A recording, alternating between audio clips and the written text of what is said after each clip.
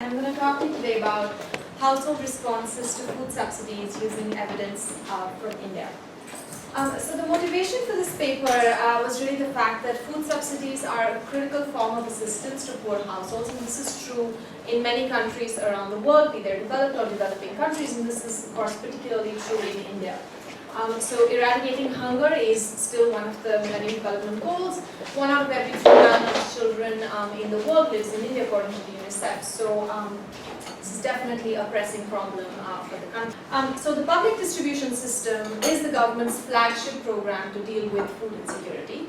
And what this program does is that it aims to improve nutrition by augmenting food intake for food insecure households.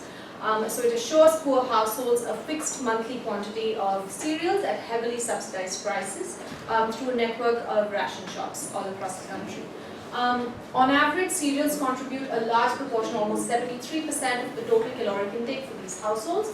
And so even though the program is supplementary, we should expect it to have an impact on caloric intake. This is the nationwide program in 2011-12, which was used by almost 45% of the country's population. And it remains policy relevant today as well, with the National Food Security Act, which was passed in 2013, which will expand both the reach and the value of subsidies provided through the BDS. So just to make clear my research questions for this particular study at the outset, what I'm trying to estimate in this paper is firstly, what is the impact of the program on cereal consumption? What is the impact of the PDS on caloric intake for these households? What does it do to calories coming from different food groups? Because the PDS subsidizes only cereals. What does access to the PDS mean for calories coming from other types of food groups, and what it does to the food basket of the household?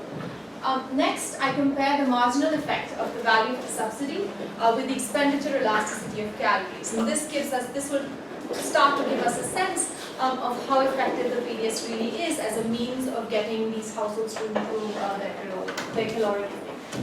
And finally, getting into some implementation issues and talking about policy changes, I try and estimate the possible loss in caloric intake due to corruption in different states.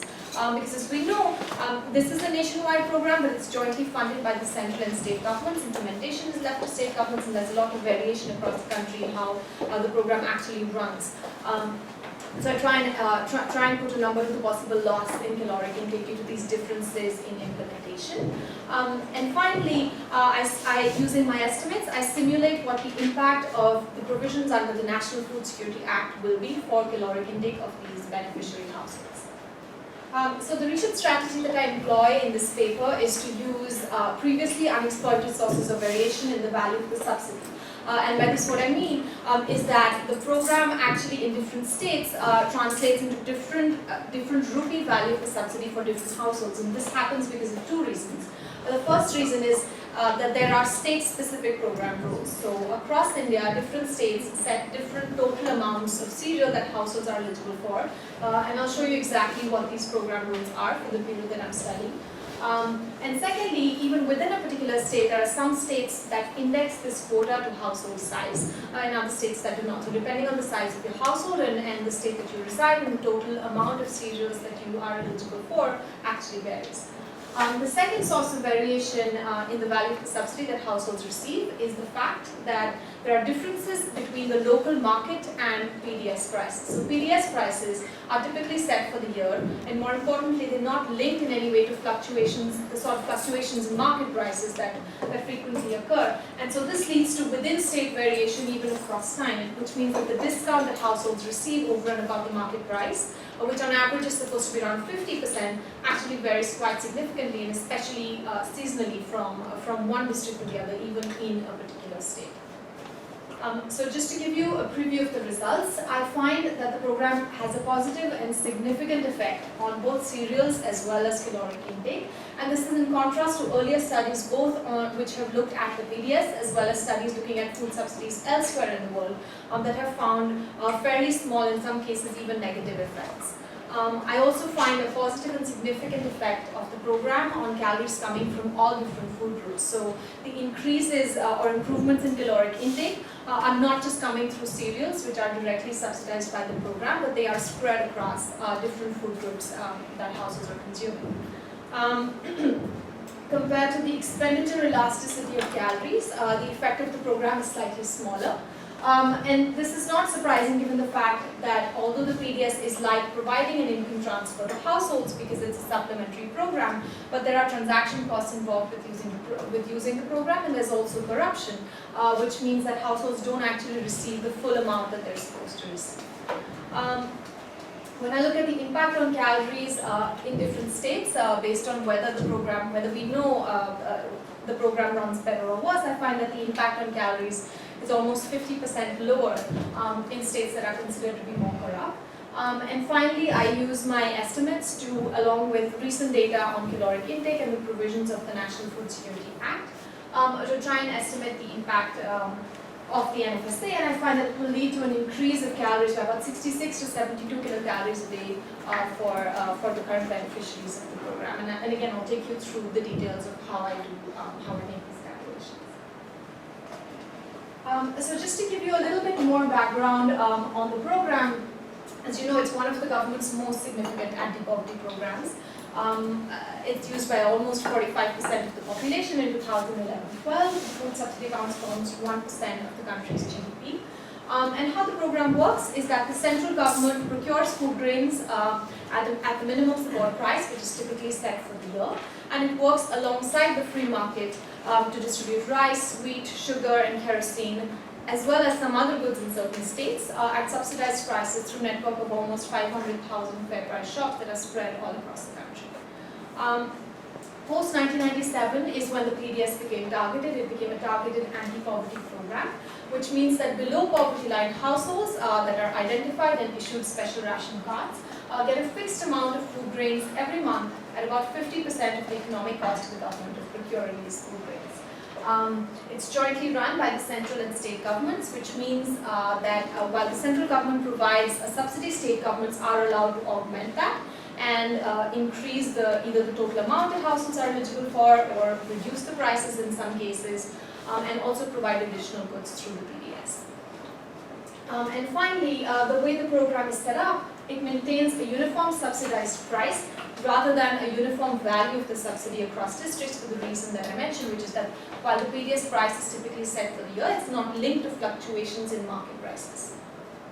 So the PDS has been, it's sort of been in the limelight a lot, and it's been criticized for a lot of diversion and leakage as well as inefficiencies, although there have been improvements have been noted in sort of more recent years. Using an estimate from the Planning Commission, the government spends around 3.5 rupees to transfer 1 rupee of worth of subsidy to the poor. And the primary means of diversion in the PDS is the illegal sale of these goods in the open market at some point along the distribution chain. And some people feel that a lot of this is to do with non-viability of fair price shops. There could be other reasons why this diversion takes place. So Kera, in 2011, she studies regional differences in the diversion for various states in India, and she finds on average in 2007-8, which is the period that I study in my paper, almost 44% of grains were diverted, although this number has come down subsequently. Despite these implementation issues, the PDS is set to be expanded, and under the National Food Security Act, not only is the coverage of the program going to be expanded, in that it's going to be expanded to almost 2/3 of the country's population, but the government is also going to provide 5 kgs of food grains per person at prices between ₹1 to 3 per kg, which is a substantial discount over what these beneficiaries currently receive.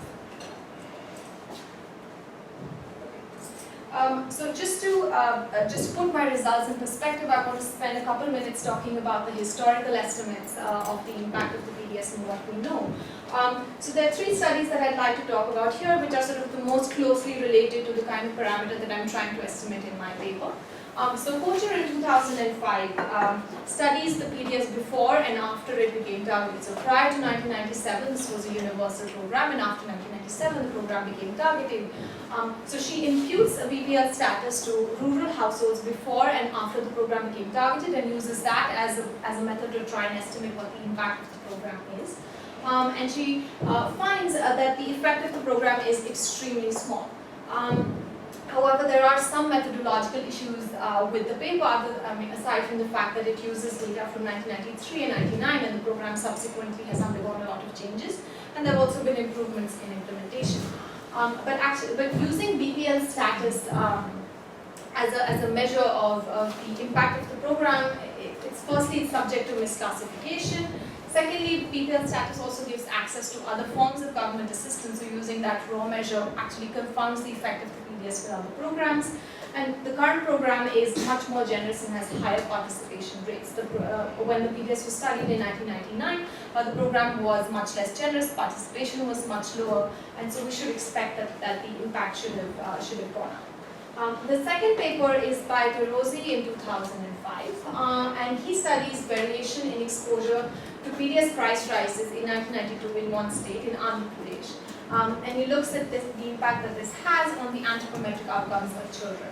And again finds very small, negligible effects of the PDS and anthropometric outcomes. For this study, again, a couple of things to bear in mind. The actual receipt of benefits is not observed in this study. The length of exposure to high prices is pretty small. It's about between 1 to 3 months, which might not be long enough to actually capture what the effect of the program could be. And secondly, it again studies the pre-targeted program in 1992 when there were no changes in any of the quotas. It was a much less generous program then. The third paper is by Ritika Khera in 2011, and she surveys 300 households in Rajasthan and uses access to the PDS as a measure of the impact that the program has, and finds that the program does not seem to have any discernible effect on cereal intake. But again, Ritika only uses BPL status. She doesn't use variation in the value of the subsidy. So what I try to do in my paper is to address some of these methodological issues and get a slightly cleaner estimate of the elasticity or the responsiveness of households in terms of caloric intake to the actual rupee value of subsidies that these households receive. So the data that I use come from the NSSO socioeconomic surveys. I use 7 waves of the NSSO data. This is the household expenditure data, which gives me both value as well as quantity. Monthly for over 150 food items, beverages, etc. And in particular, the NSS specifically asks whether households access the PDS in terms of getting access to PDS rice, PDS wheat, and other PDS goods, and that allows me to identify which households actually use the program. The NSSO also collects information on yearly expenditures such as durable goods, medical expenditure, education, etc., and some household characteristics such as the age, education level, location for various members of the family. My sample for analysis in this paper is the 8 predominantly rice-consuming states. And I focus on the rice subsidy in this paper. A similar analysis could be done for wheat as Pocha does in her paper. And my sample is PDS users. So these are households that report purchase of rice from the PDS. I calculate local prices for every district, season, year cell in my sample by averaging the prices as reported by PDS users in that particular cell. And finally, I convert food purchases from the NSSO data into calorie availability using the standard factors that the government uses. I also do some additional analysis using the India Human Development Survey, and I'll talk a little bit more about that when I get there. So just to make clear, what do I mean by the value of the subsidy to a household? So since the PDS is a supplementary program, every household that purchases rice from the PDS also purchases rice and certainly other foods from the market, which means that the value of the subsidy to a household, and this has been done in the literature in other papers as well that have tried to estimate the impact of the program, the value of the subsidy to the household is the difference between the market and between the local market and the local subsidized price times the per capita quota that the household is eligible for. And so using this metric, this actually gives me the rupee value of what the value of the subsidy is to every household that reports making PDS purchases. I identify the impact of the program by using variation in both state level quotas as well as fluctuations in market prices. So different states have different quotas and different rules. So if we just focus just on the rice column, as you can see, there are some states where the quotas are depend on the size of the household, with a cap on the total amount that they're eligible for. And I should make clear that these quotas are for the period that I studied, which is 2002 to 2008. Subsequently, these have changed. But this is the period for which these quotas were fairly stable, and that's why I focus on this time period. And the total amount that households are eligible for also varies. So from 16 kgs of rice in Karnataka up to about 35 kgs in Jharkhand. So there is variation across states as well as within states in the total amount of cereals that households are eligible for. The second source of variation is the fact that PDS prices are not linked to fluctuations in market prices, which means the difference between the market and the PDS price varies depending on the season and depending on where the household is located. So this diagram plots for the 8 states in my sample for one of the years 2005. Here's what seasonally the distribution of the discount looks like for the different states. So if we focus on the diagram for Assam, in the winter you can see that in the winter of 2005 across the various states of Assam, so every dot on this graph represents one district. For every district in Assam, in the winter season, the discount varied from about 25% up to 60, even almost 80% in another district. And so this is the source of variation that I use to get at the differences in the discount that different households receive. So combining both of these, I calculate the per capita value of the subsidy to every household in my sample. So every household that reports making purchases from the PDS, I compute the difference between the market and the subsidized price, and I multiply that by the per capita quota that they're eligible for, depending on the size of the household and depending on the state that they live in, which gives me my main parameter of interest, which is beta, the coefficient on the per capita value of the subsidy. I also include in my specification, I control for the determinants of calories, and these come from historical studies that have looked at the demand for calories in India. And they include the education of the household head and the spouse, the proportion of women or the demographics of the particular household, where the household is located, what kind of land holdings they have, the age and square age of the household head. And these, the point of having these determinants is to try and control for income and other differences across different households. What is Y? Why the independent? Right. So the independent variable, the outcome that we're interested in. So the outcome that we're interested in could be the per capita cereal consumption. It could be per capita caloric intake. It could be per capita calories coming from various different food groups. And I'll take you through each of those as I get to the results in just a minute.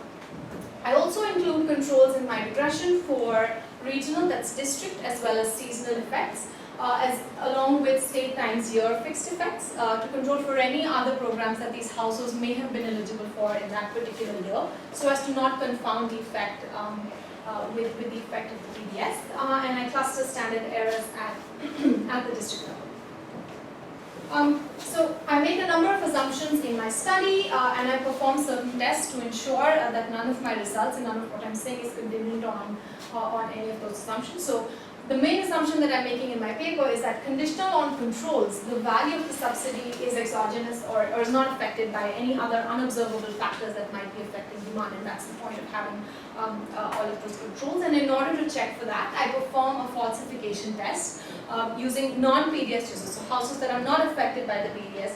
I impute a similar value of the subsidy to those households, and I find that variable has no power in explaining the caloric intake for households that are not eligible for PDS. I also assume that household size is exogenous to state level program rules, which means that households are not migrating across borders to try and take advantage of more versus less generous program rules. I also assume that prices are unaffected by demand from any one particular household, which is a standard assumption in economics from perfect competition.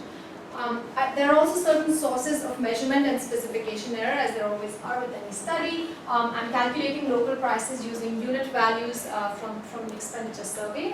So in order to check for that, I use median instead of average prices. I've also checked for the independent effect of family size, since all of my estimates are at per capita level. I use an alternative scale to correct for family size. I also use household level outcomes instead of per capita and explicitly control for size, and just to ensure that all of my results and the main point of what I'm saying is not affected by any of these problems. So I'll just show you a couple of tables on descriptive statistics and then move straight into my results. So the first two columns refer to the full sample of the 7 years of the NSSO data for the 8 states that I studied, and the two columns on the right refer to PDS users. So of course, the monthly per capita expenditure is lower than the full sample. They spend a very high proportion, almost 58% of the total monthly expenditure is on food. But in terms of other characteristics, they're fairly similar to the full sample. Predominantly, they reside in the rural areas.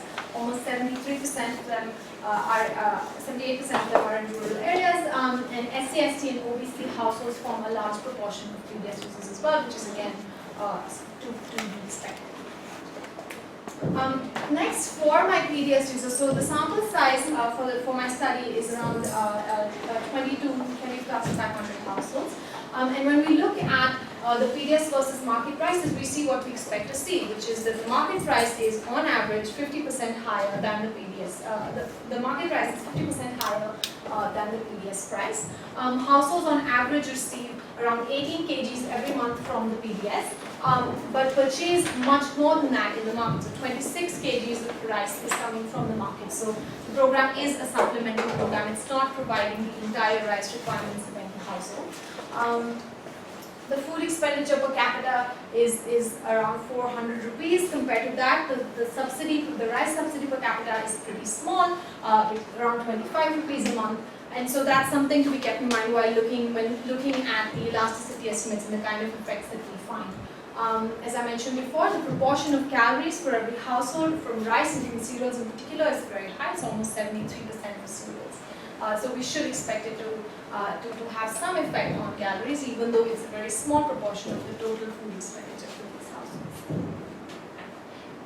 households. So the first set of results that I'd like to talk about look at the impact on food consumption and caloric intake. These are the main estimates from the paper. And so what I find is that for a 10 rupee increase in the value of the subsidy, there will be a 20.3 gram per day increase in cereal consumption, which translates to about an increase of about 60 kilocalories a day in the caloric intake.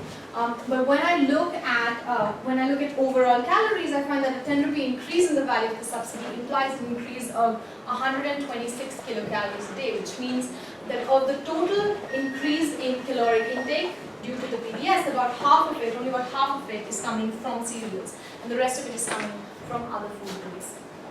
So in the first column I have my I have dependent variable in the first row. So in the first column I'm just doing a levels regression of the effect on cereal consumption, and as I said, a 10 rupee increase in the value of the subsidy leads to about a 20 gram a day increase in cereal consumption. And the elasticity for cereal consumption with respect to the value of the subsidy from column 2 is about 0.1. In the next table, I'm looking now at the impact on caloric intake. Previously, we were looking at cereal consumption only. So for caloric intake, a 10 rupee increase leads to about 126 kilocalories a day increase. The elasticity of calories with respect to the value of the subsidy is about 0.14.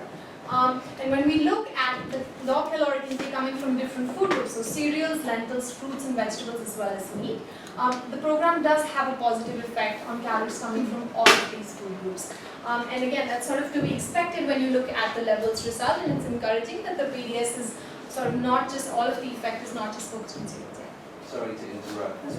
Could you just translate some of these numbers into things that maybe people here that aren't as familiar with elasticities? So what is the meaning of the magnitude of some of the effects? Sure. So what I mean by elasticity is responsiveness. So for a 1% increase in the value of the subsidy, by what proportion does caloric intake increase? Right? That's exactly what the 0.14 is, and it looks small, but when you compare it with the expenditure elasticity of calories, so for overall, when you look at expenditure, for a 1% increase in expenditure, the increase in caloric intake is about 0.4. So while this is a little bit smaller than that, it is in the range that we would expect. So every additional rupee, 40.4 rupees goes to... So elasticity is proportion, so it's percentage for every 1% increase. Yeah, that's right. So if you were interested in the levels, then you would focus on the first column, which is which is basically saying that for a 10 rupee increase, if you were to multiply that coefficient by 10, for a 10 rupee increase in the value of the subsidy, caloric intake increases by 126 kilocalories a day per person. Would you also just tell us how you converted the intake to calories? Sure. So to convert, so I should make clear that what I'm using is availability of calories, since I have data from the NSSO socioeconomic surveys, which basically asks the household to list out in the last 30 days what were the purchases that were made of food, and in order to convert that into calories, I use the standard factors from the Government of India that I used to convert NSS data into calories. And how does it vary across the years? Because a lot of data is in rupees, not just the kilograms. No, so for the food data, I have a lot of it is in kilograms. There are certain food groups, such as some foods that are purchased outside the household that are not in in kgs, because they're a composite of different types of foods. And I sort of checked for robustness by including versus not including that small subset. It's a very small subset of the total amount. So a large proportion, the majority of the food groups are represented in terms of kgs, and so it's easy to convert them into calories.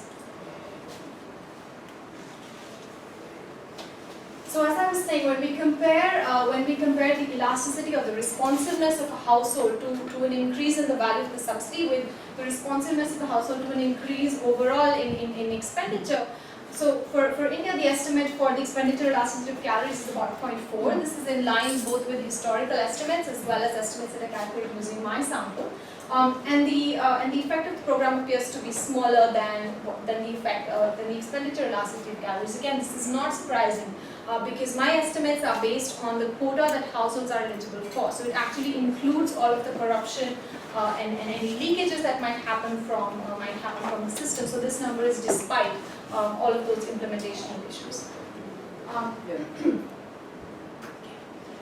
Okay, so I'll quickly talk a little bit about the supplementary data that I used from the India Human Development Survey, and this is in order to just to check that my results are not something that's very specific to the NSSO way of collecting data, and so it gives me a little bit more external validity for the study. So the India Human Development Survey is a large survey. It's it surveys about 41,000 households. It has much more detailed household information than the NSSO, including in addition to consumption, it includes information on income, on debt, savings, insurance, etc. So that gives me a little more traction in terms of trying to control for things that could be affecting caloric demand for households. The food module is very similar to the NSSO, which allows me to estimate regression that are very similar to the NSSO regression and put in exactly the same controls.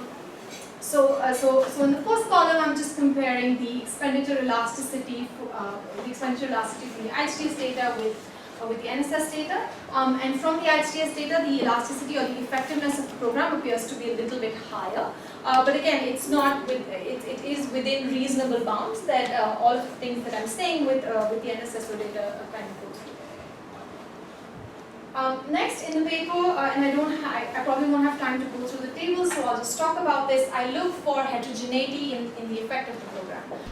So I find that there's no difference in the program in terms of impact for urban versus rural or SC/ST or OBC households. I find a slightly stronger effect of the program on households that are rice producers and consume some of their own rice.